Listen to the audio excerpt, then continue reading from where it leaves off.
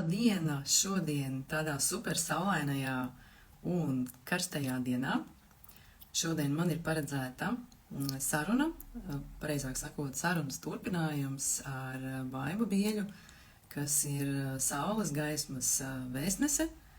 Sveiciens tiem, kas pievienojās. Jā, gaidām Baibu, kad parādīsies, jo šodien mēs sarunāsimies atkal par tēmu gaisma, par to, kā gaisma var ietekmēt mūsu veselību. Un Baiba, varbūt uzraksti man arī, reku, jā, tu man jau atsūtīji.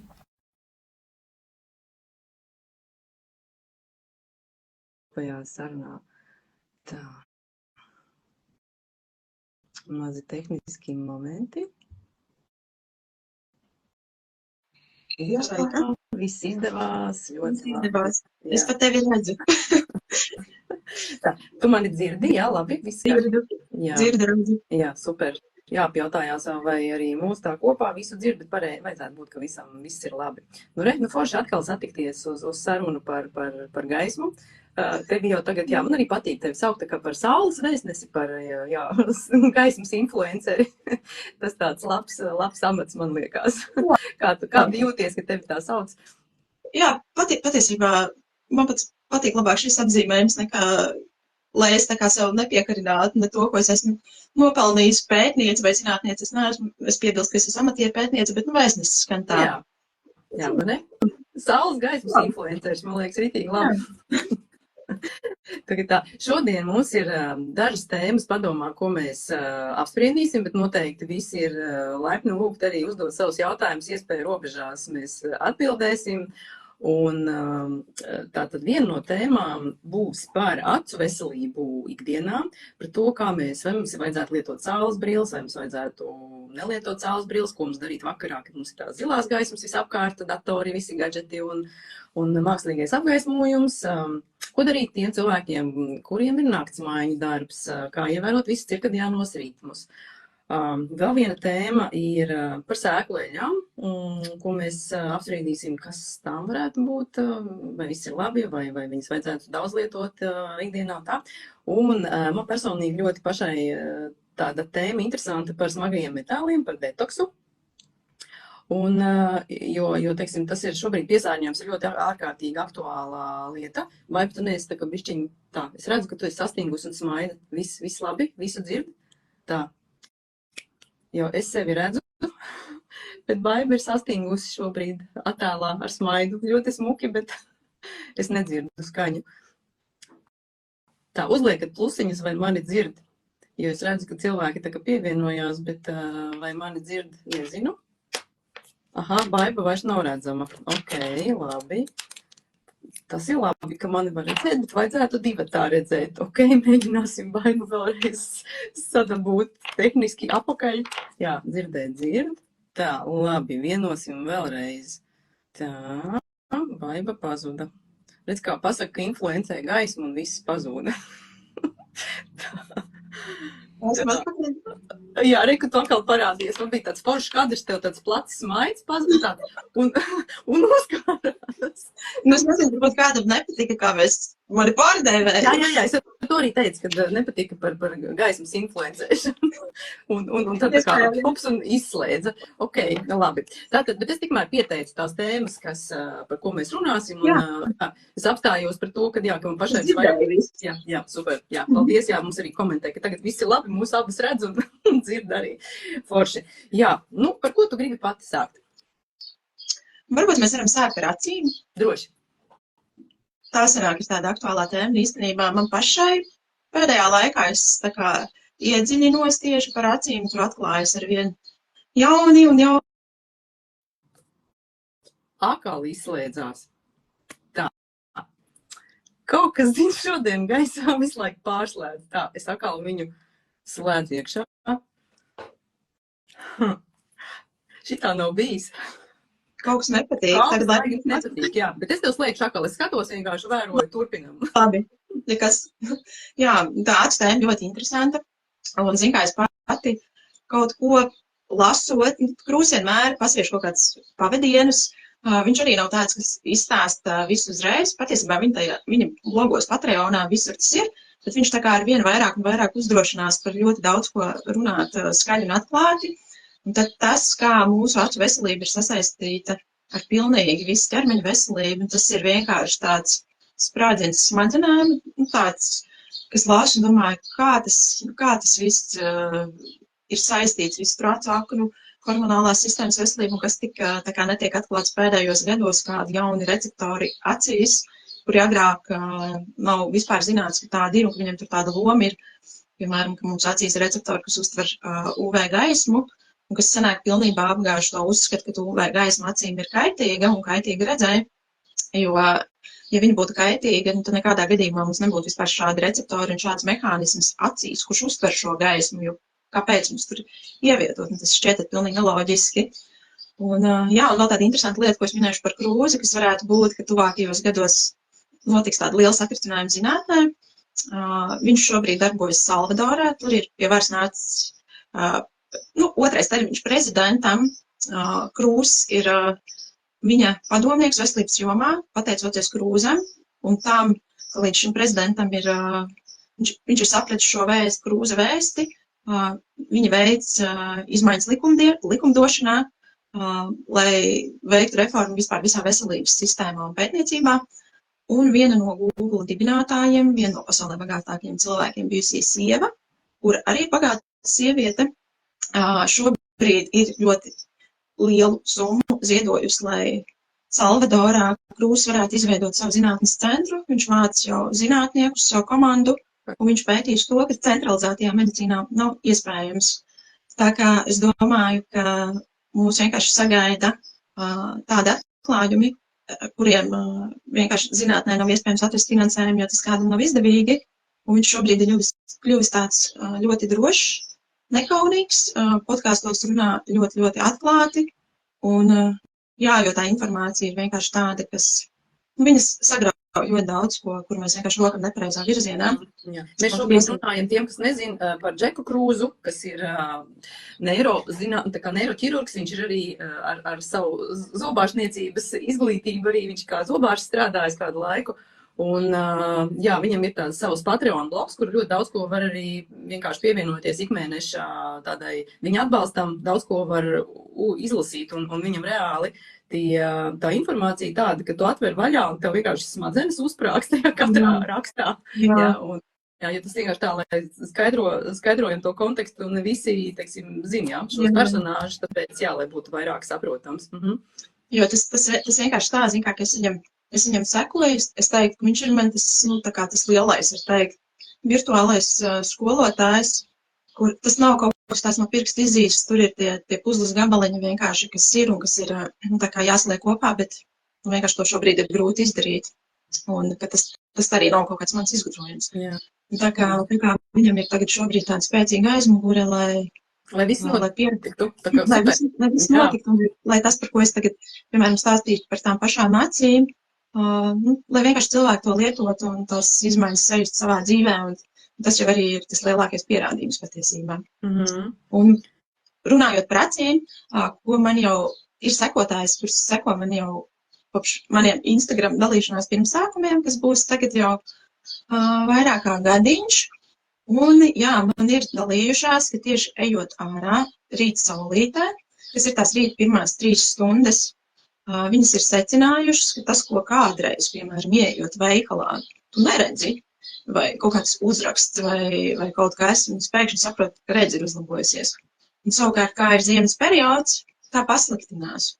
Un tas ir viens no tiem faktoriem acu veselībā, ka rīta tās pirmās stundas pēc saulēkta ir ļoti maz UV spektra, un tas infrasarkanais spektrs, kas saules gaismā ir, viņš gan stimulē kolagēna sintēzi ādā, dziedē brūces, ir ļoti svarīgs tur kaulu, zobu veselībā, un arī acu veselībā, un sagatavo tā kā aci tam dienas starojumam, kurā parasti mēs vienkārši, tā kā sūdzamies, ka mums tur sāp acis, un tad arī acu ārsts saka, ka tas ir kaitīgi, ir jāliek obligāti saules brilles, ir tas acu jutīgums, tad tās pirmās 3 stundas ir tās, kas to aci sagatavo šim visam posmam.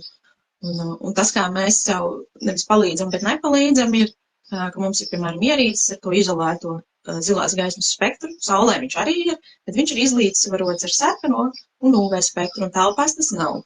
Tad tādā veidā mēs arī savu kaitējam gan acīm, gan ādai, jo visur ir tas šūns, kas uztver gaismu. Visur acīs, ādā, asinsvados, nervu sistēmā, visur viņas ir izvietots. Un tas ir tas lielais brīnums, ka ir acīs un visur citur ķermenī. Mēs esam liels fotoreceptors īstenībā. Īstenībā mēs esam tāds saules panelis, mēs visu laiku šo uzsūcam. Un tad atkarībā no tā, kur mēs atrodamies, kādā vidē pārsvarā tāds arī ir tas sekas. 21. gadsimts ir 21. gadsimts, tās tehnoloģijas arī ir tā kā liela ērtība, patīk viņas izmantot, un rodas tur arī atkarība, tur arī šis mehānisms ir iesaistīts, kāpēc tas zilais ekrāns tik ļoti izraisa to atkarību.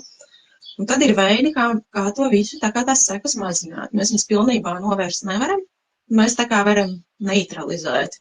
Un tad tāda pirmā palīdzība visu laiku, visa gada garumā, būtu tās rīta pirmās 3 stundas, tā kā atrasties ārā ir visideālāk. Ja tas ir saulēkts, tas ir ļoti labi. Es domāju, cilvēkiem, kuriem ir redzes problēmas un autoimūnās saslimšanas, tas īstenībā ir īpaši svarīgi maksimāli tajā laikā būt ārā.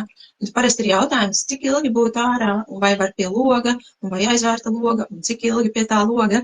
Ideāli ir, ja var iziet ārā, ja var redzēt to saulīti, tad ir vēl labāk, bet ja mēs nevaram iziet ārā uz saulēktu, tad kaut vai maksimāli tuvu būt logam, un kaut vai tās būs 5 minūtes, mēs jau iedarbinām dažādus mehānismus ķermenī, kas pēc tam viņam palīdz ieregulēt to diennakts ritmu, lai naktī notiktu procesi, ko tu teici, kas tev arī tur interesē tā smago metālu izvedīšana. Zināt, to mēs arī no rīta ieslēdzam. Ja ir tās 5 minūtes, mēs jau to izdarām.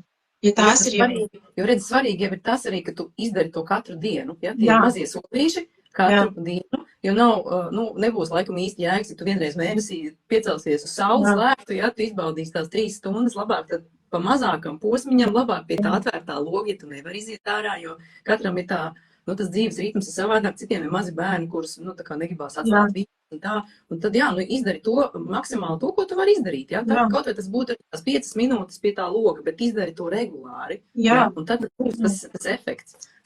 Un arī tad, ja tas nav tas pats saulēkts, bet piemēram, ir dzīvē visādas situācijas, man pašai arī, jo dzīve ir dzīve, un visu laiku naudas risms tāds mierīgs bez stresa. Tad kaut vai pirmā lieta, ja mēs pamostamies, lai tas nav ieslēgt kaut kādu lampu, televizoru vai paskatīties telefonā, bet tad, lai tas pirmais ir, ja var iziet ārā un ja var atvērt to logu. Un tā kā tas pirmais, ko tu savu no rīta iedod, lai ir tā dabiskā vide, kaut vai 5 minūtes, kaut vai 10 minūtes, bet kā pirmais. Palaist to fotoreceptoru darbībā, vai ne? Jā, iedarbināt visu to mehānismu. Un tad sanāk tā, tas jau ir ļoti labi, ja ir kaut vai tās 5 minūtes un pie loga, jo tuvāk logam, jo labāk. Negribas celties no gultas, ir ļoti grūti, un kaut vai atvērt tagad vasarā līdz galam logu vaļā, un pat ja tā nav austrumu puse, kur lec saule, tas gaismas spektrs, kas ir tas dominējošais, tas sarkanais, tas tur arī būs. Ķermenis mums saņems caur acīm, caur ādas receptoriem, un viņš sapratīs, kāda ir ārā temperatūra, kāds ir apgaismojums, un tad attiecīgi visas ķermeņa sistēmas tiek tam pieregulētas. Ja tās ir 20 minūtes, tad jau ir vēl lielāka ieguvuma, tad jau citas orgānu sistēmas tiek stimulētas. Un, ja tā ir no 30 minūtēm līdz stundai, kad jau tur notiek tās citas spektru pārmaiņas, tad ķermenis iegūst vēl vairāk. Un sanāk, mēs izējam tā kā tāds pakāpienas 1., 2., 3. Un daudziem nesanāk tās pirmās 3 stundas būt ārā. Man šobrīd sanāk, tā ideāli, es maksimāli izmantoju. Ja es parasti no rīta esmu ārā, tad es uztaisu lidmašīnas režīmā kaut kādu saulēktu bildi. Es neskatos tur tā kamerā baigus, vienkārši man arī filtrs ir uzlikts telefonu visu laiku. Es uztaisu to bildi, un tad es vienkārši, man ir kaut kāds podcasts, kas man interesē, tad es izmantoju Spotify piedāvāto funkciju, lai pielādētu un klausīties lidmašīnas režīmā. Un tad to es savas garās pastaigas laikā arī darbus tā kā apvienoju. Katru dienu patīkamu ar liederīgo, un tādā veidā. Bet, ja tas nav iespējams, tad sanāk, ka mums tas dzīvesveids tā kā liek, ja mēs varam to pirmos saulēktu būt ārā vai pie loga, tad sanāk, mēs tā kā no tā pirmā pakāpiena pārlecam, piemēram, uz 3. Mēs neizējam tā pakāpeniski, mēs tā kā aizsteidzamies, uzkāpjam pa kāpnēm, vienkārši izlaižot tos pakāpienus. Bet tajā sadaļā, ko mēs izlaižam, tajā gaismas spektrā, kas tur mainās tajā 1-3 stundu laikā, tur arī visāds vērtīgas lietas, tur acis veselībai, un tad tur dopamīna sintēzes sākas un serotonīna, un tur ir vesela tāda, var teikt, tāda kaskāde procesu, kas notiek un kas telpās notiek daudz lēnāk. Un mēs telpās esot iznīcinām arī to receptoru sistēmu. Un savukārt, ja mēs esam ārā, mums tā receptoru sistēma atjaunojas. Un es gribētu teikt tā, jo ir lielāks tā kā veselības problēmas, jo svarīgāk ir iekārtot to rīta daļu, jo, diemžēl, ar visiem šiem receptoriem tā problēma ir tāda, ka viņus nevar atjaunot ar ēdienu un veselīgas ēšanas un sporta palīdzību. Ēdiens ir ļoti svarīga loma, viņam ir svarīga loma kā izēja materiālam, jo, piemēram, lai tā pati atsveita veselība eksistētu, vispār, lai viņš būtu vesels, mums vajag uzturēt pietiekami daudz taukskābes. Tur ir tāds viens zinātnieks, kas šo ir pētījis, un tie arī nav tik seni atklājumi, kā veselība ir saistīta ar aknu veselību un visu tauku vielu maiņu. Un tā kā mums ir vajadzīgs tas ēdiens kā resurs, bet lai tas mūsos ieliktais resurs pārvērstos visos tajos procesos, kas patiesībā mums ir vajadzīgi, lai mēs būtu veseli, mums vajag to dabisko gaismu. Un tur sanāk tas, ko es parasti saku, tā kā Silvijai ābelē, ja savieno tos GAPS pamatprincipus, kur tas uzsvars ir tie tauki, ka no holesterīna nav jābaidās, un ja to vēl piekoriģē tā kā latvieša vidēji, ka mēs visvairāk tā kā koncentrējamies tieši uz tiem saviem produktiem, un ja tur pieliek klāta gaismu, tad tas jau vairs nav, tad tur nobirst nost. Mēs vairs nekabinam tur kaut kāds nosaukums, tas vienkārši sanāk ir GAPS, kas ir pielāgots mūsu klimatiskiem ļoti. Saules GAPS, jā, sanāk tie tauki, kas mums un uzturs un augi, kas mums ir šeit, mēs atvesaļojamies, piemēram, tur atvesaļojam zarnu traktu, un tad jau mēs varam izturēt tos augus, kas mums aug šeit, un tā gaisma ir vienkārši tā kā tāds, vēl viens, tas ir ļoti, ļoti svarīgs puzles gabals, lai neteiktu pats tas rāmis, jo ēdiens jau arī ir gaismas rezultātā radies. Un ka to visu mēs tā kā liekam kopā, bet bez tās gaismas un tās gaismas vidas sakārtošanas mēs nevaram panākt tos veselības uzlabojumus, ko varbūt varēja panākt pirms 30 gadiem, kad nebija ekrānu, un tā apgaismojuma laikmets, kas mums ir šobrīd, ka mums ļoti daudz, kas vienkārši vairs nedarbojas, jo mums ir nomainījusies vide, un ka mums ir jākoncentrējas nevis uz to, kas kādreiz bija labs, mums ir jākoncentrējas uz to, kas tagad ir slikts un kā ar to tikt galā. Patiesībā tās izmaiņas, kas ir tā kā pēdējo 30 gadu laikā, kad ir attīstījušās tehnoloģijas, mums ir jākoncentrējas uz to neredzamo. Un tas, kas ir tas redzamais, tas mums ir jāņem līdzi, lai tā kā liktu visu tajā kopainā. Un tad tas jautājums par to logu ir, vislabāk ir pēc iespējas tuvāk logam, vienalga, kurā debes pusē viņš atrodas, vai arī atvērtu, ja ir iespēja turēt vispār visu dienu, jo ķermenim vienkārši ir vajadzīgs saskarties ar ārējo vidi. Jā. Mēs esam tā kā tādi sensori, kuri pielāgojas ārējās vidas pārmaiņām, ja mēs visu laiku esam istabām pie ierīces, tas process vienkārši nenotiek. Viņš notiek tik daudz, cik mums tā gaisma, kas mums ienāk caur logu, viņa ir filtrēta, viņa nav tāda, kā ārā viņa ir. Tad mēs tik arī saņemam, var teikt, mums tas process, kas mums ārā notiek divreiz labāk, mums iekšā ir vienkārši ļoti, ļoti bremzēts. Ko, piemēram, es tagad iedomājos, labi, man ir iespēja attaisīt logu darbā, sevišķi vasarā vispār, ir daži darbi, kuri vispār ir tā kā bez loga, tā kā viņi vispār telpās, būcenīši, ja, un sēž, piemēram, zvanu kaut kādā centrālē, ja, viņš sēž visu laiku pie datora kaut kādu informāciju ievada, un nav tā iespēja, tur tikai tā kā tie visi ekrānā aizsarga filtri. Jā, patiesībā tas ir ļoti, ļoti traki. Šie darbi. Ja mana mamma šādu darbu veica, tā ir 30 gadu garumā laboratorija dienakts darbs, kur pat arī logi nebija, un tas rezultējās vienkārši ar vairogdziedars vairs neizstrādā hormonus. Tāds arī tās sekas pēc 30 gadus, un esam ļoti izturīgi, un tad vairs nedarbojas. Vairs ne, jā. Jā, un tad, viens ir tie filtri, un tad arī, piemēram, ja ir apgaismojumi iespējams iekārtot, tad maksimāli limitēt to, kas notiek saules spektrā, un tādā ziņā kvēlspuldzes bija ideālais variants, jo kvēlspuldzēs atšķirībā no LED ir tā, ka tur ir tas zilais gaismas spektrs un viņš ir līdzsvarots ar infrasarkano. Tas infrasarkanais ir tas, kas deva kvēlspuldzē to, ka viņa uzskarst, viņa kļuva karsta, tie spuldze nevarēja pieskarties. Ar LED lampiņām tas nenotiek, jo tur nav šis infrasarkanais spektrs, un tieši tāpēc arī tā spuldze neuzskarst, un tāpēc viņa ir energotaupīga. Un arī tur nav tas UV spektrs, kas tā kā saulē, tā kā divas rokas ir tas zilais, kas ir sliktais, bet ja ir tā sarkanā roka un tā ultravioletā roka, tad viss kārtībā līdzsvars ir. Jā, un tad sanāk spuldze, kas bija kvēlspuldzē, tur bija arī tāds minimāls zemes intensitātes UV, un tas tā kā līdzsvaroja, tas mūsu ķermenim bija tā kā tas draudzīgākais apgaismojums. Tagad tās kvēlspuldzes grib pilnībā izskaust, drīz jau droši vien vispār nebūs vairs atrodams, vēl pagaidām ir. Bet darba vietās jau mēs tās savas spuldzi vajag neieskrūvēsim. Neaiziesim, neteiksim, ieskrūvējiet un spuldzīti. Tad viens variants, kā pats krūzes arī, viņam ir apgaismojums, ka tev ir gan UV lampiņa, gan infrasarkanā lampiņa. Vienkārši tu tajā vietā, kur tu atrodies un sēdi, noliec šīs divas lampiņas un vienkārši imitē to, kas notiek tā kā saules spektrā. Bet tur tad arī ir sīkāk jāpapēt, kādu tu to lampiņu nopērc, lai nenopērk to, ko nevajag. Ka tas ir viens no tādiem veidiem. Tad it kā ķermenim vēl draudzīgs apgaismojums ir sveču gaisma, bet pie svecēm mēs droši vien arī darba vietās nesēdēsim. Un tad vēl variants ir, kā mēs varam atbalstīt kaut daļai ķermeni, ir zilo gaismu bloķējošās brilles, kuras to arī panāk, ka viņas, piemēram, ja tas pats nakts mājiņu darbs, tām pašām tur vecmātēm, mediķiem. Ugunsdzēsējiem, policistiem, ja tur ir vesela strīpa, kas, viņiem ir jāstrādā diennaktī, jo viņi ir palīdzošais dienas, un bez viņiem arī nevaram, bet saprast arī, kā viņiem tas varētu kompensēt. Jā, un ir šis, ka mēs varam lietot šos līdzekļus, piemēram, tās pašas brilles, un ja tas tā ir nakts mājiņa, tad lietot brilli, izvēlēties tās brilles ar tādu lēcu, ir dzeltenas, oranžīgas un sarkanas. Visticamāk, ja būs tā sarkanā lēca, ja tam mediķim kaut kas ir jādara, tas varētu apgrūtināt. Neredzēs, jā. Bet tad vismaz, kaut dzelteno stiklu kaut vai, jo caur to var redzēt, ja tas ir apvienojums ar pienākumu veikšanu.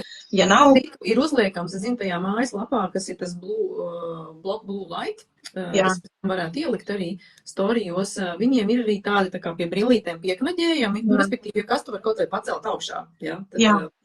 Nost, tev pat nevajag vēl vienas brilles, tas ir ekonomiskāks variants. Tas ir ideāli, jā. Tas ir ideāli kaut vai, ja to var piestiprināt pie brillēm jau, kas ir cilvēkiem, kuriem vienkārši ikdienā jānesā brilles, ja kaut ko tādu ir. Bet vispār šī Latvijā ir tukša biznesa niša. Absolūti. Jā. Un varbūt ir kāds dzirdīgs auss. Tad, kā jāpalaiž idejas kosmosā, tad varbūt tās... Vai pašiem jāsnāk. Un tad tas ir viens variants, kā tās sekas mazināt.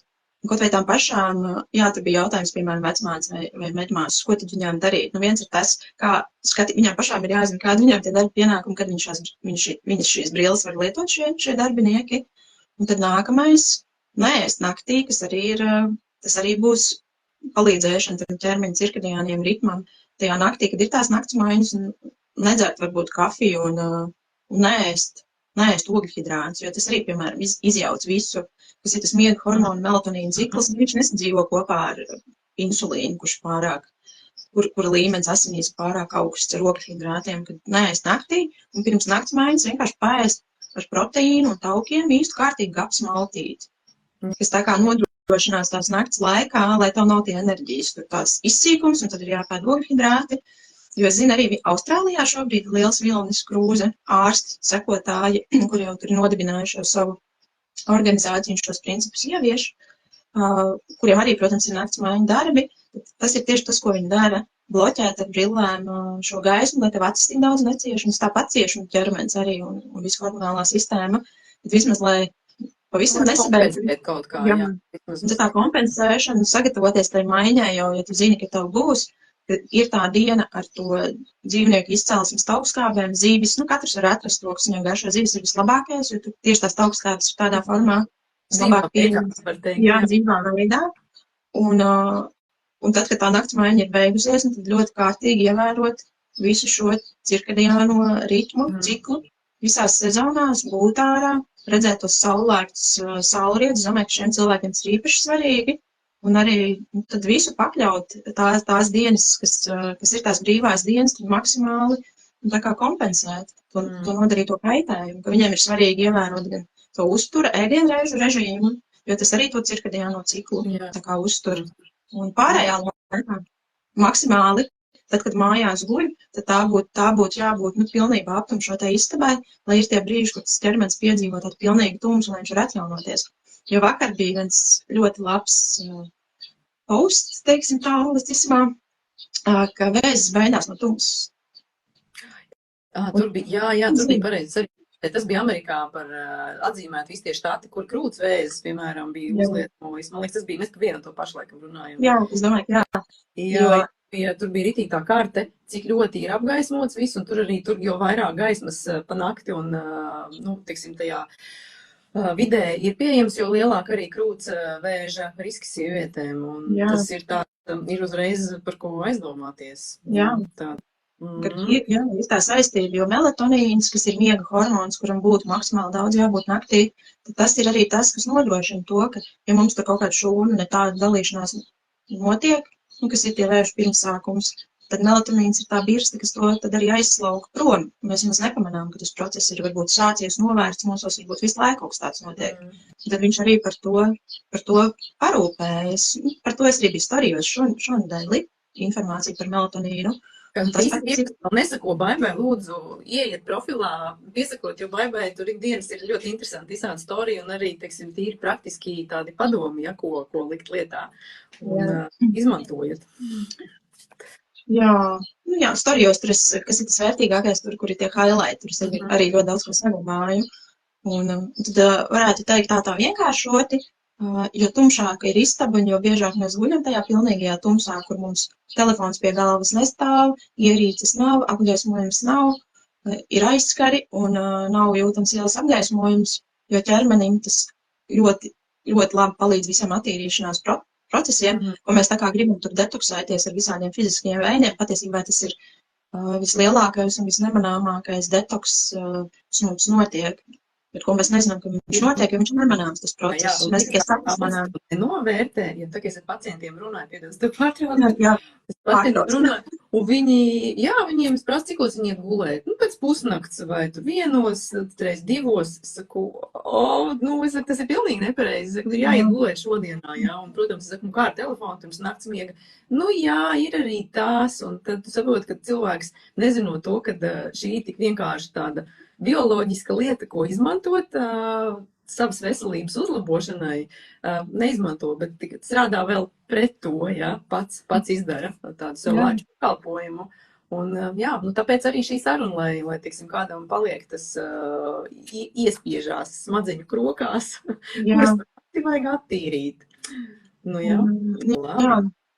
Mani paši tas vismaz ļoti motivē nesēdēt lielos kaut kādus darbus darīt vakarā, bet maksimāli to izdarīt pa dienu, jo, es zinu, es ar savu ķermeni to vairs nevaru atļauties, un man ir kaut kādas, ir bijuši kaut kādi vakari, kad nākas pasēdēt ilgāk, tad man uzreiz tas redzams sejā, es uzreiz jūtu to pašsajūtā, man vajag nedēļu vispār, lai no tā izietu. Kādreiz man tas bija normāls stāvoklis tā justies.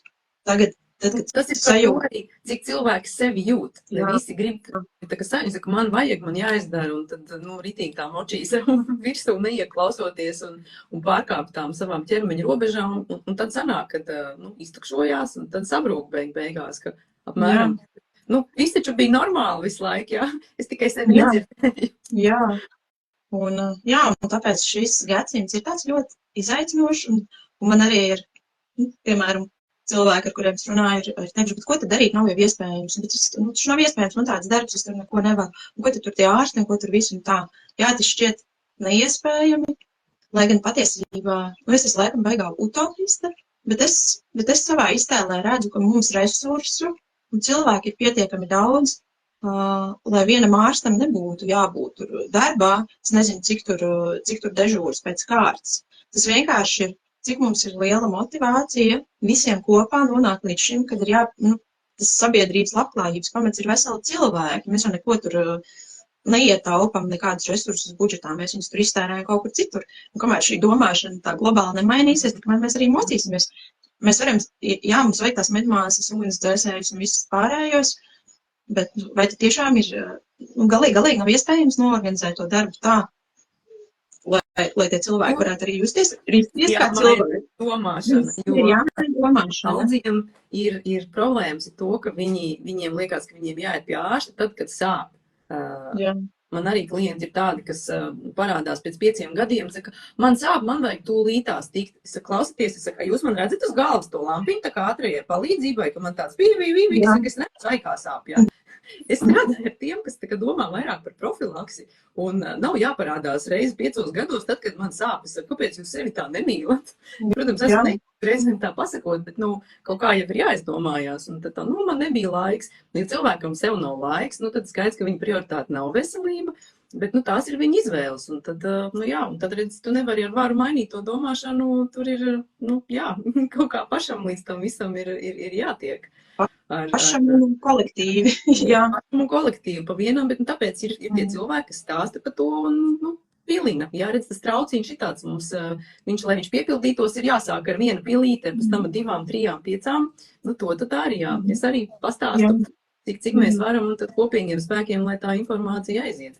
Klau, atgriežoties pie tiem mūsu sarunas punktiem, bet kā tad ar saules brillēm, jo tas man ir ļoti daudz tomēr prasīts, ja, kad labi, Latvijā tu esi pieradusi pie tā, ka tā gaisma ir tāda, tik intensīva, es ar citu arī varu atzīmēt, ka es vairs nelietojot saules brilles, man vairāk nav tik acis tik jūtīgs, jo kādreiz man bija tā, ka es izgāju saulē, es vienkārši nevarēju, man sāpēja, man uzreiz bija asaras un visas uzreiz uzlika saules brilles, noslēpos un tā es staigāju, bet tagad es jūtu, ka ir labāk. Es nevaru teikt, ka man ir ļoti, ļoti stipri uzlabojusies redze tā tīri attālumā, uz tālumu, bet nav vairs tas jūtīgums tik liels, ja tā astiņa ir pieradusi. Bet ko tad darīt, ja mēs braucam kaut kur citur?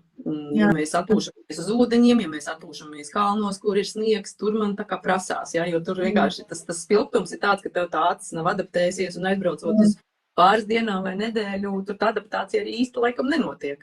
Jā, un tas ir cits stāsts, bet ja mēs būtu kaut vai šeit Latvijā, un mēs regulāri esam tajā dabiskajā gaismā, un arī tāda, to es arī savos ierakstos esmu tā kā minējusi, ka saules brilles ir jālieto tad, kad tas apdraud paša un citu drošību. Tas nav tā, ka mēs tā principā viņas izmetam un nekad nelietojam, bet ja mēs braucam pie stūras, mēs esam uz ūdens atstarojas ļoti gaisma. Tieši tas pats arī ir kalnos, tieši tas pats ir, ja no mūsu klimatiskās joslas mēs nokļūstam citā klimatā. Protams, tā ir cita gaismas intensitāte, bet ko tās saules brilles izdara? Viņas tā kā bloķē to mehānismu, kas mums organismam, arī tas viss noteikti caur acis, signāls uz smadzenēm. Fotoreceptors tiek bloķēts, nav vairāk.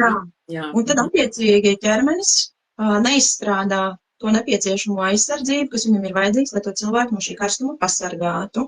Piemēram, kaut vai, ja ir saules brilles uz acīm, mēs esam pludmalē, tad var ātrāk apdegt, jo tas mehānisms, ka tiek ieslēgts, lai izstrādājas melanīns, viņš noris lēnāk, jo ķermenis saprot, tā tad ir jau, tā kā puskrāsla, un nevajag tik aktīvi sev aizsargāt, un tas arī ir viens no veidiem, kāds iedarbojas tās saules brilles. Tad tās saules brilles, ja mēs esam kaut kur, viņas arī vienkārši pa brīdi noņemt, lai tas ķermenis saprot to signālu, ka neesam mēs visu laiku tā kā tumšā, nav jāskatās visu laiku saulē, bet vienkārši var ik pa brīdim uz mirklīti noņemt. Jo, šeit mums ir cita UV intensitāte, un, piemēram, kādā valstī, kas ir tuvāk ekvatoram, tur būs pilnīgi cita, un tas nav par to, ka mēs tagad sevi mocīsim, vai arī, tieši tas pats ir ar saules aizsargkrēmiem.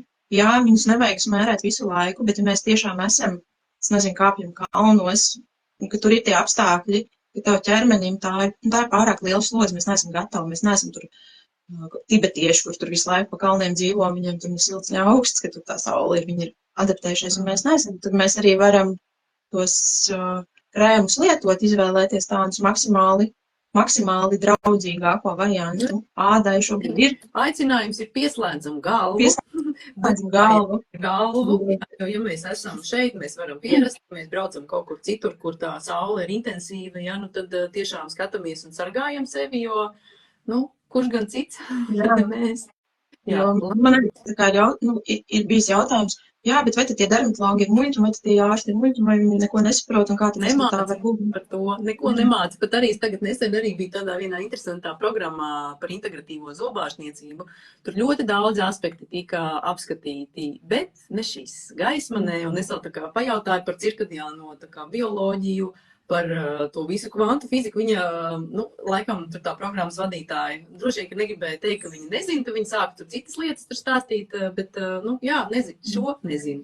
Un, ja tu nezini, tad attiecīgi tu nevari to visu tālāk, to informāciju tā kā ielikt iekšā, jo tas pateicoties tevis par to tā kā uzzināju un sāku lasīt, domāju, wow, tur ir tāds lauks, kur rakt, ja, kur mācīties, tur atkal mūžu dzīvo, mūžu mācies. Jā, tā kā tad, ārsti nav muļķi.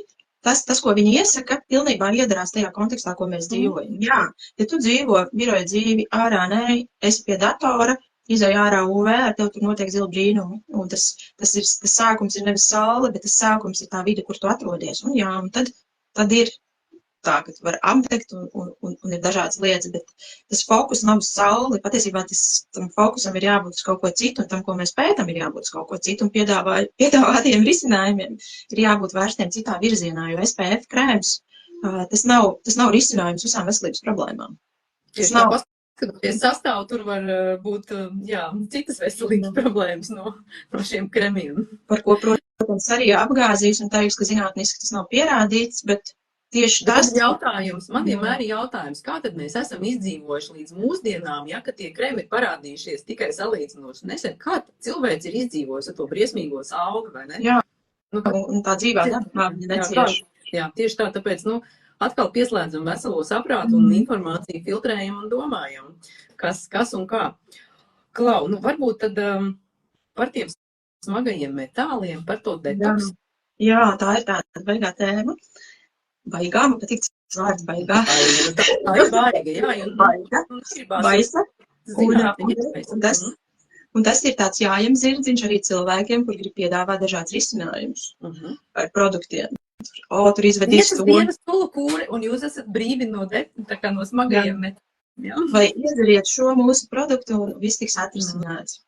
Bet reāli, tas, kas ir pierādīts, tu jau arī zini, piemēram, kaut vai tie paši, kas Latvijā, tas produkts, kas man patīk, un tā nav reklāma, tas pats Black Stuff, jo viņi tiešām ir pētījuši, un tas ir pierādīts, ka tās vielas, kas ir šī produkta sastāvā, viņas piesaista zarnu traktā. Jā, tās ir tās organiskās skābes, visas fulvīnskābe, kumīnskābe, kas ir, viņas pabarojot mikroorganismu, tā kā uzlabo to visu mūsu zarnu funkciju, sasaista visus toksīnus, tā skaitā smagos metālus un dabiski izved ārā. Jā. Tas ir viens līmenis, kur mēs tā kā varam sev palīdzēt ar šādiem produktiem, bet tad nākamais līmenis ir, piemēram, mums ir smadzenes, un bieži vien, kas ir arī secināts dažādu neirodeģeneratīvo slimību gadījumā, ka tas, ka tie vidus toksīni, tas ir devis savu ārtavu šo slimību attīstībā, un ka ķermenis tā kā viņus nespēja izvedīt, un kāpēc viņš nespēja izvedīt. Un daudzi no šiem, kas ir šie dabas produkti, vai arī, ko mums tur piedāvā kaut kāds bagātinātājs, jebkuru detoksu protokolu, var teikt, jebkuru, ir asins smadzeņu barjera, caur kuru izkļūst vispār sīks tai aktīvajai vielai, tās vissīkākās viņas sastāvdaļas izmēram ir jābūt tik sīkam, lai viņš šķērsot šo asins smadzeņu barjeru un vispār spētu tur iekļūt un kaut ko izvedīt. Un, diemžēl, tās molekulas, kas ir šajos piedāvātojos produktos, ir pārāk lielas, lai tur tiktu cauri. Tas vienkārši nav iespējams. Un tur vajag pavisam citu birsti izmantot, lai vispār šīs vielas no šejienes izvedītu no nervu sistēmas un visur. Un tur pieslēdzās tas, ko mēs varam iegūt tikai ārējā vidē. Mēs jau runājam miega hormons melatonīns. Viņš nav tikai miega hormons, viņš smadzenēs izdalās vispār tikai 5%. Pārējais melatonīns ir visos mūsu pārējās šūnās, šūnu melatonīns, kas nepārtraukti papildinās, ja mēs maksimāli daudz esam ārā vidē. Tieši infrasarkanā UV gaisma tos krājumus papildina, un viņš darbojas. Viņš ir gan ūdenī, gan eļļā šķīstošs, un viņš šķērso visu. Arī to, ja viņš veidojas smadzenēs, tad, protams, viņš izkļūst arī no šī rajona, un tieši tāpat tās iekļūst. Tas nozīmē, ka viņš ir universāls, viņš darbojas dienā un naktī. Tas ir viens. Ja mēs esam maksimāli ārā, mums sakārtots tas cirkadiānais ritms, laicīgi ejam gulēt, bloķējam zilo gaismu, tad mums jau darbojas kas ir naktī un dienā melatonīns, kas veidojas gaismas ietekmē. Tad ir vēl viens, ko mēs pazīstam kā ķermeņa brūnums, melanīns, viņam līdzīgi nosaukumi. Melanīns nav tikai, ka saules ietekmē mums veidojas brūnumiņš, bet smadzenēs mums tur ir tāda vietiņa, kur uzkrājas neiromelanīns, un tā ir vistumšākā substance visā mūsu ķermenī. un tas, kas ir vistumšākais, tas uzsilds pilnīgi visu gaismas spektru. Sanāk, ja mums tumšas drēbes, mēs jūtamies uzsilstam, ja ir gaišas, viņas atstaro. Un tad sanāk, kāpēc mums šeit ir ievietots šāda krātuve, kur tas neiromelanīns veidojas. Tas ir tas smago metālu izvadītājs tieši no smadzenēm, ko parasti ir visa autiskā spektra traucējumi, ko ļoti svarīgi tur uzsver, ka liek maksimāli izvadīt, tikt vaļā no visiem vides toksīniem, bet tur šis jautājums ir ļoti svarīgs. Un tad šie krājumi ir tie, kas nodrošina to, lai tur šīs vielas vispār neuzkrātos. Un savukārt, ja mēs esam visu laiku telpās un tajā dabiskajā gaismas spektrā, tad tas, kas mums notiek, mums tie neiromelanīnu krājumi vienkārši sarūk, un, piemēram, Parkinsona slimības gadījumā bieži vien tur vispār ir tukšs. Un tas ir arī atklāts, ka viņam ir liels problēmas vispār tur ar dopamīnu, un tad tas tiek risināts, bet šis spēcīgais detoks ir saistīts ar acīm, kurās tas dopamīns veidojas, tā kā tur tas viss cikls ir sasaistīts kopā, viens hormons ar citu hormonu, kā viens nav tā izvilkt līdzsvars citā. Un tā kā patiesībā, ja gribas izvadīt smagos metālus, tad vajag kārtīgus šos neiromelanīnu krājumus, kurus, diemžēl, mēs ar nevienu citu detoksu, mēs viņus nevaram neapēst, mēs viņus nevaram veselīgi ēdot atjaunot, mēs nevaram viņus atjaunot sportojot, mēs nevaram atjaunot, izmantojot pilnīgi jebkuru detoksu protokolu, tīri, kurā vietā ko gribi, ar kādām metodēm gribi no šejienes to var. Tā kā to izdara neiromelanīns, tu neko neiztīrīs, un tas ir viens, un tas ir piesaistīts tai mūsu gaismas vidē. Un tas ir tā trakā smagā informācija, ko tas pats Krūzes saka. Mūsu gadsimta problēma ir nevis ēdiens un vēl kaut kas, bet lielākā problēma ir mūsu gaismas vide, jo tās ēdiena izmaiņas notiek paralēli ar gaismas vides izmaiņām. Rūpniecības attīstība, ēdiens, viss, kas notiek, bet tā mega problēma, jā, tas ir, ka mums te nav tie neiromelanīnu krājumi, ka mums tās dabiskās detoks sistēmas nedarbojas. Un vēl ir citi tā kā tie detoks mehānismi, kas savukārt atkal ir piesaistīti gaismas ciklam. Un tad tā kā izveidojas tā kopaina, kāpēc varbūt mums ir tās slimības, kas mums ir, jo mums dabiskie ķermeņa detoks mehānismi nedarbojas. Un nepārtraukti ir dažādas jaunas diētas, uztura režīmi, vēl kaut kas. Grāmatas par uzturu esot viens no tām, kur katru gadu iznāk visvairāk grāmatu pēdējo 20 gadu laikā. Pieprasīts topiks. Jā, un tad jautājums ir, kāpēc jau tad mēs neesam visas tās savas problēmas jau sen atrisinājuši, jo mēs neņemam vērā tā kā šo aspektu, un ja mēs sakārtojam šo, tad mēs arī, un tas detoks vienkārši pats arī notiek, jo tas pats melatonīns, viņš rūpējās par to, lai būtu, lai tu naktī attīrītos, to dara arī melanīns, tad ir vēl citi antioksidanti, kas dara to pašu, bet viņi arī ir piesaistīti tam diennakts ciklam. Ja mums tas režīms ir jāievēro. Nu, tā ir tā ābece, ko dakteri zina, kad ir režīms tikai, tev nepasaka, kāpēc tas režīms ir tik ļoti svarīgs, ja?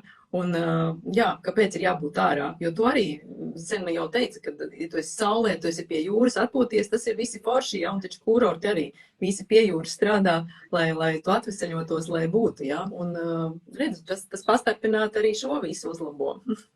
Jā, tā būtu atbilde par to smago metālu detoksu. Un tas, ka ir tīrs, labs, sakārtots ēdiens, tas ir atbalsts. Tas, ka mēs varam lietot labas prebiotikas, kas ir ļoti labi, ja no mūsu pašu valsts, tas ir ļoti labi, tas ir atbalsts. Tas viss ir atbalsts. Un tas nav tā, tas tur nedarbojas, to darīt nevajag, jo es zinu, ka bieži vien tam pašam arī Krūzam, un ja varbūt arī es kaut ko pasaku, tas pārprastums ir tāds, gaisma ir pats svarīgākā, visam pārējiem vispār var nepievērst uzmanību, bet tā tas nav. Tas viss pārējais ir jāliek kopainā, un ja tas viss ir ielikts, tad arī kādreiz ir svētki, vai tu kādreiz neizgulies kādu nakti, tas tev nesagraus tā vienreiz. Tā varētu teikt. Jā, redz, te jau raksta, ka Baibai vajadzētu rakstīt grāmatu par šo. Un tās tagad neredzu vairs komentārus, ko man palika. Labi. Jā, un paldies arī, te jau raksta par šo brīnišķīgo laivu un kad ļoti vērtīga tā informācija. Un jā, redz, tādas vienkāršas lietas, bet ja par to nerunā, tad to arī nezin. Un attiecīgi cilvēki nav informēti un viņi meklē to brīnumu tableti, brīnumu līdzekli, brīnumu sulu kūri, kas viņus attīrīs un padarīs atkal veselus, kaut gan it kā vienkāršas lietas strādā, ne? Tu labi izgulies. tu ej ārā, esi pie dabas, tu sazemējies, un nav tā, ka strādā tikai tā viena lieta, tev jāatrod un jāsaliek kopā tas puzlis, un atrast, kas strādā tev. Un, tā kā mēs esam vēl tā jauni pavisam tādi, mums liekas, viss ir kārtībā, man neko nevajag, es gan varu negulēt un visi citi tur izdarīt, bet jā, tā kā tie resursi patērējušies, un tas būtu bāc. Tu nevari vairs tik ļoti atjaunoties, no tā rīta un justies tā super, puper labi, bet tad arī kaut kas jāmaina. Es atceros, vienu jautājumu bija, ko labāk pirkt zemenes, kas augušas uz lauka vai siltumnīcā, tad ir viena tāda jauna, neteiksim, ka ļoti jauna, viņi jau izmanto metodi, kā noteikt pārtikas kvalitāti un kā noteikt, vai ēdiens ir organiski audzēts, cik viņš ir svaigs. Tur izmanto infrasarkanā spektroskopiju, tur izmanto infrasarkano to informāciju, ko tev augs iedod, jo viņš vairāk ir uzsūcis infrasarkano spektru. Visu pārējo spektru viņš izmanto tā kā augšanai, tur fotosintēzes procesiem, un jau vairāk ir tas infrasarkanais. Tas ir tas, ko arī mēs gribam savākt tā kā šūnās, lai mēs varētu attīrīties. Viņi viņu uzsūc, un tad viņi nodrošina to, lai viņi būtu svaigi, veseli un aizsargāti pret ārējās vidas iedarbību. Jo vairāk viņš to ir uzkrājuši, tas nozīmē, jo vairāk viņš ir saulē, jo viņš ir spēja ilgāk uzglabāties svaigs, un to var izmērīt. Un ja tas izstarotais spektrs infrasarkanais ir minimāls, tad ir skaidrs, kādos apstākļos viņš ir audzis. Viņš ir bioloģiski audzēts, nav bioloģiski audzēts, viņš ir svaigs vai nav. Jo vairāk augsts ir tā kā saskāries ar ārējo vidi, ar dabisko saules gaismu, jo viņš ķermenim ir vērtīgāks. Un tas ir tas, kas šķiet kaut kāds muļķības, to nevar izmērīt kalorijās. Un tad tas līmenis, kur mēs mēram visu kalorijās, olbaltumvielos, ogļhidrātos, patiesībā tas tāds bērnu dārzs, kā uz ēdienu skatīties. Bet mirkam, ka patīk vienkārši tā kā sadalīt tā plātiņiem, lai saprotu, un arī tā var būt. Jā. Daudziem varbūt jāsāk, vai ne? Ir labi, kā ar to sāk, ja pievērš uzmanību, vai ne? Un ja tu esi uzkāpis uz tās bērndārza trepītes, tālāk jau tu tā kā to bērndārza absolvējāt, iestājies 1. klasē un sāc mātīties kaut ko vairāk.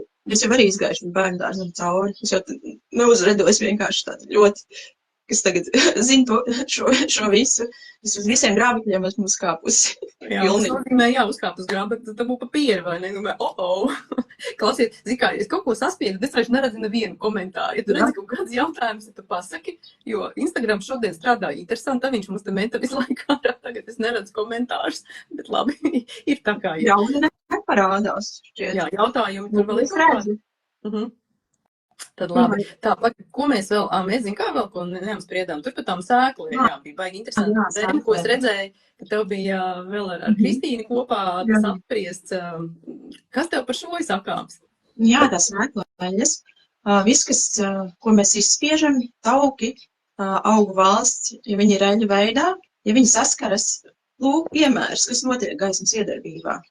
Ja šīs eļas saskaras ar gaismu, viņas vienkārši oksidēs, jeb sabojājas, kļūst ķermenim jau ļoti ātri nelietojams. Un lai tādu sēklu eļu, kaut vai tā būtu olīveļa, kas ir, viņi ir veselīgi, ja viņu var maksimāli svaigi spiest un pareizi uzglabāt, dabūt, un vislabāk viņa ēst tajā reģionā, kur viņa arī ir iegūta, jo ir svarīgi, kā viņas tiek uzglabātas tumšos, gaismu necaurlaidīgos traukos, transportētas īstajā temperatūrā, un lai tur netiek klāt, lai viņi nav ne tās temperatūras, ne tādas gaismas iedarbībā, kas šo eļu īstenībā mums pārvērš no veselīgā par ķermenim neizmantojumu.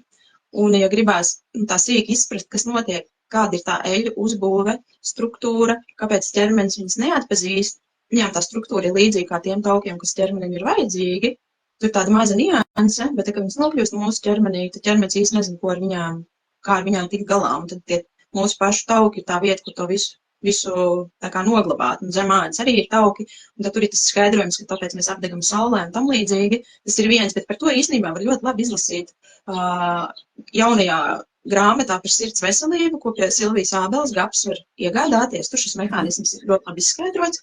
Tas ir tikai viens tāds aspekts. Patiesībā ir vēl viens, par ko tieši arī es uzzināju no Džeka Krūza, viņš par tiem pasmējās, Jūs domājat, ka tas ir tāpēc, ka jums tur sēkla eļas zem ādas un kas tur vēl, un ka tāpēc jūs apdegat? Nē, draudziņi, pavisam cits mehānisms patiesībā. Un izrādās, ka šūnās mums mitohondrijos tur ir jābūt šķidrumam, ūdenim tādā īpašā formātā, kas mums nebremzē enerģijas ražošanu šūnas mitohondrijā, jo īstenībā mūsu ķermenis ražo enerģiju šūnā tajā šūnas mazajā vienībā mitohondrijā. Un kā izrādās sēklu eļļās, ir ļoti daudz viens elements, kurš ir tāds deutērijs, mitohondrijā būtu jābūt, ka tā deutērija nav. Tas tāds smagais ūdens, viņu smagu, kur viņš bremzē visu šūnā, sanāk pilnīgi visu ķermenī bremzē, tajā sēklu eļļās ir ļoti, ļoti daudz deutērija. Viņas tajā pārstrādes procesā, ko viņas ir izgājušas, un viņš mums nonāk ķermenī, viņš mums tur visur uzkrājas, šūnās, visās, kurās ir mitohondrija, un tad sanāk, ka vienkārši viss ir bremzēts, gan ķermeņa attīrīšanās, pilnīgi viss, kas notiek ķermenī, un arī tad ir visas sekas, kas tur ir. Un tas, protams, parādās arī uz ādas. Tā kā viņš to skaidro, nē, tas nav tāpēc. Tas ir tāpēc patiesībā, ka ir viens daudz sīkāks līmenis, kurš tad pēc tam rada tās sekas visā ķermenī. Un tad ir tāda lietiņa, kas palīdz izvadīt deutēriju, vislabāk tos attīrīt to šūnu no visiem šiem draņķiem, lai cik tas šausmīgi neizklausītos, tas ir UV starojums. Atkal gaismas vide? Jā. Nekur no šī nevar vienkārši aiziet. Un tad šis smagais saucamies ūdeņradis vēl visvairāk ir ar glikozi bagātajos augļos. Piemēram, ja vegāns ēd ziemā smūtījus dzer, kas ir atceļojuši no eksotiskas valsts, viņš sevi padara par uzkrāj savās šūnās deutēriju. Ziemā UV starojumu nav, un viņš viņu nevar arī izvadīt. Bet ja mēs ēdam augļus vasarā un ejam ārā, tad mēs arī atbrīvojamies no tā, ko mums nevajag. Tā kā daba ir parūpējusies par to, lai gan tu varētu tos augus baudīt, viņi tev arī sniedz tur labvēlīgu iedarbību organismam, un ja tur ir kaut kas slikts, tad mēs to deutēriju izvedam. Un vēl viena ļoti interesanta lieta, lai varētu pabrīnīties, kā šīs planētas ir viss iekārtots, piemēram, par ūdeni. Ūdenī arī ir deutērijs. Bet jo tālāk mēs esam uz ziemeļiem, un jo ir mazāka saules intensitāte, bet stiprāks zemes magnētiskais lauks, uz poliem viņš ir ļoti spēcīgs, uz ekvatoru mazāks. Tad šajā ūdenī, kas mums ir šeit, ir daudz mazāk deutērija, nekā tas būs tropu valstī. Tropu valstī ūdenī deutērijs ir daudz vairāk nekā mums, bet viņiem arī saule ir daudz vairāk. Tur ir vājāks tas magnētiskais lauks un ir lielāks deutērija saturs visur. Tā kā tas viss ir cieši sasaistīts ar klimatisko joslu, kurā mēs atrodamies, un tad arī īstenībā viss iegūst tā kā citu loģiku, kāpēc mums ēst augsnes aug šeit. Man, piemēram, arī ļoti garšo augļi. Es nevaru šobrīd atturēties, nenopirkt aprikozes, tur ķiršus, kas no Latvijas ķiršus. Es ļoti labi zinu, ka man tas nebūtu jāēd varbūt. Man reizēm garšo banānus, un ja man ļoti gribās, es viņus nopērku, bet man tā bāze ir vairāk vietējie produkti. Un es domāju, ka vienkārši man noteikti ir kaut kādi gēni senči no dienvidiem, man tā gēni balsts sauc un atcerās, man ļoti garšo tropiski augļi. Un es viņas vasarā arī ir dienas, kas viņas riktīgi atļaujos, un es atļaujos viņas ēst, cik es gribu. Lai gan es zinu. Izēj saulītē, vai ne? Un tad tas pārstrādāsies. Jā. Bet ziemā es to tā nedaru, man arī, tā kā neprasās to darīt. Jā, tā, es te mēģinu arī atrast, bet vispār nezinu, klausies, ja mums jābeidz tas slaivs, es nezinu, kur lai es varu darīt. Man neprādās neviena poga. Tad man būs varbūt jāspiež. Man būs tevi jāatslēdz. Tu redzi, kur mēs atslēg, kur mēs varam pabeigt. Krustiņu redz. Jo man nav krustiņa reāli, man tikai rāda ekrānu, kur es tu. Saglabāšanas iespēja. Es ceru, ka viss būs.